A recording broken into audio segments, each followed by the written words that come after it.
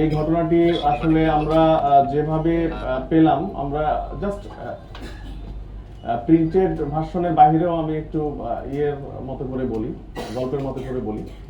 তো আপনারা জানেন যে আমরা যে গত রমজান মাসের প্রথম থেকেই আমরা বিশেষ অভিযান করে আসছি। তো তারই ধারাবাহিকতায় আমরা তেজগাঁ থানার তেজগাঁ বিভাগের 6টি থানাতেই আমরা এই অভিযানটি পরিচালনা করে আসছি। তো আমাদের তেজগাঁ থানার টিম গত 9 তারিখ রাতে তারা বিশেষ অভিযানের প্রস্তুতিকালে গোপন সংবাদের ভিত্তিতে জানতে পারে যে মণিপুরি পাড়ার একটি জায়গায়, রাত তখন 1:45 বাজে, যে মণিপুরি পাড়ার একটি জায়গায় এইরকম যে মানবদেহের কঙ্কাল, যেটি অবৈধভাবে যেটি কবর থেকে উত্তোলন করা হয়েছে এবং সেটিকে প্রসেস করে বিক্রির চেষ্টা করা হচ্ছে মণিপুরি পাড়ার একটি জায়গায়। এটি জানা মাত্রই আমার তেজগাঁর ওসি আমার সঙ্গে এটি নিয়ে আলোচনা করে। তৎপরবর্তীতে আমি একটি চৌকস টিম সেখানে পাঠাই। পাঠানোর পরে সেখানে একজন ব্যক্তির সন্দেহজনক মুভমেন্ট আমাদের পরিলক্ষিত হয়। তারপর সেই ব্যক্তিকে যখন পুলিশ চ্যালেঞ্জ করার পরে দেখা যায় যে আসলেই তার কাছে আমরা একটি কঙ্কাল ফুল বডি পাই, একটি মানব কঙ্কালের ফুল বডি পাই। পরবর্তীতে তাকে আমরা জিজ্ঞাসাবাদ করি, পুলিশ আটক করার পর জিজ্ঞাসাবাদ শুরু করি। জিজ্ঞাসাবাদ করলে তিনি প্রাথমিকভাবে আমাদেরকে বলেন যে হ্যাঁ, উনি এই সিন্ডিকেটের সঙ্গে আছেন এবং আরো তার সঙ্গে অনেকে রয়েছে।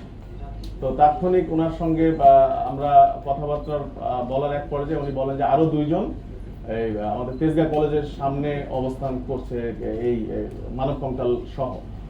তো আমরা আরেকটি টিমকে ওখানে পাঠাই। তাৎক্ষণিক গিয়ে ওখানে আরো 2 জনকে আমরা পাই। তো প্রথম ব্যক্তি যাকে পেলাম তার নাম কাজী জহুরুল ইসলাম ওরফে সৌমিক। উনি একজন স্টুডেন্ট, স্যাপোরা ডেন্টাল কলেজ এন্ড হসপিটাল সেখানকার স্টুডেন্ট। আর এরপরে যে 2 জনকে পাই ওনারা স্টুডেন্ট না। ওনার একজনের নাম আবুল কালাম আজাদ, বয়স 39, আরেকজনের নাম হচ্ছে আসাদুল মুন্সি, ওনার বয়স হচ্ছে 32। এই 2 জনকে তেজগাঁ কলেজের সামনে যখন পেলাম তাদের কাছে আমরা 2টি কঙ্কাল পেলাম।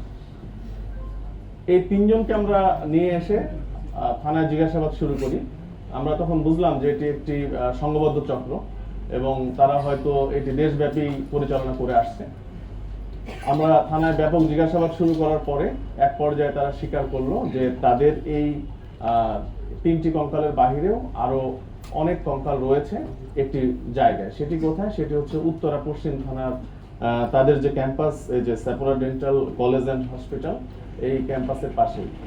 তো আমরা তাৎক্ষণিক রাতেই টিম পাঠানোর পরে সেখানে গিয়ে আমাদের টিম আগের 3টির পরে আরো 44টি বডি একটি রুমে পায়। একটা 402 নম্বর রুমে ছড়ানো ছিটানো অবস্থায় ওই জায়গায় একটি ইয়েতে পায়, বিভিন্ন ব্যাগ বস্তা ভর্তি করে কঙ্কালগুলো রাখা হয়েছিল। তো সেখানে 44টি পেলাম। আমরা টোটাল 47টি কঙ্কাল আমরা তখন জব্দ করলাম।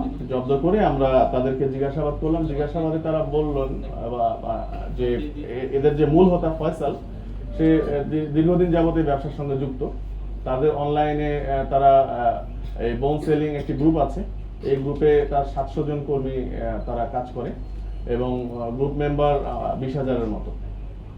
আর এখানে যে ব্যক্তিটি আমরা আবুল কালাম আজাদকে পেয়েছিলাম তেজগাঁ কলেজের সামনে, তার পিসিপিআর দেখলাম তার নামে 21টি মামলা রয়েছে এবং উনি প্রথম যে মামলাটি 2009 সালে এই যে ধারাতে আজকে মামলা হলো, কবর থেকে কঙ্কাল চুরির যে ধারাটি, এই একই অভিযোগে অভিযুক্ত ছিলেন 2009 সালে। তার মানে এখন পর্যন্ত তার নামে আমরা টোটাল 21টি মামলা পেয়েছি এই কঙ্কাল চুরি সংক্রান্ত, ডাকাতির প্রস্তুতি, মাদক সহ আর অন্যান্য ধারায়। আর তার যে সঙ্গী যাকে আসাদুলকে আমরা পেয়েছিলাম তেজগাঁ কলেজের সময়, তার নামে আমরা 2টি মামলা পেয়েছি, ডাকাতির প্রস্তুতি এবং চুরি। আর এই 2 স্টুডেন্ট যে 2 জনকে আমরা পেলাম তারা আমাদের কাছে স্বীকার করেছে যে তারা গত কয়েক বছর যাবতই এই কঙ্কাল যে অবৈধভাবে যে কবর থেকে উত্তোলনের পরে প্রসেস করে যে বিক্রি করার এই কাজের সঙ্গে তারা যুক্ত। তারা আমাদের কাছে স্বীকার করেছে, কেউ 50টি, কেউ 20-25টি এ পর্যন্ত বিক্রি করেছে। তো এটি আমাদের আপাতত অভিযানে আমরা যেটি পেয়েছি, তো তাদের বিরুদ্ধে আমরা আইনগত ব্যবস্থা প্রক্রিয়াধীন মামলা রুজু হয়ে গিয়েছে, তাদেরকে একটু পরে বিজ্ঞ আদালতে প্রেরণ করা হবে। তো প্রাথমিক জিজ্ঞাসাবাদে তারা আমাদেরকে যেটি বলেছেন যে এই তাদের সাথে আরো অনেকে রয়েছে যারা কবর থেকে লাশগুলো উত্তোলন করে, প্লাস হচ্ছে তারা মেইনলি তারা ময়মনসিংহ বেল্টে কাজটি করে, গাজীপুর, ময়মনসিংহ, শেরপুর, জামালপুর এই বেল্টে কাজ করে। তো আমরা ফার্দার রিমান্ডে নিয়ে এসে তাদেরকে আরো জিজ্ঞাসাবাদ করব এবং এই চক্রে আরো যারা বাহিরে রয়েছে তাদেরকে আইনের আওতায় আনার চেষ্টা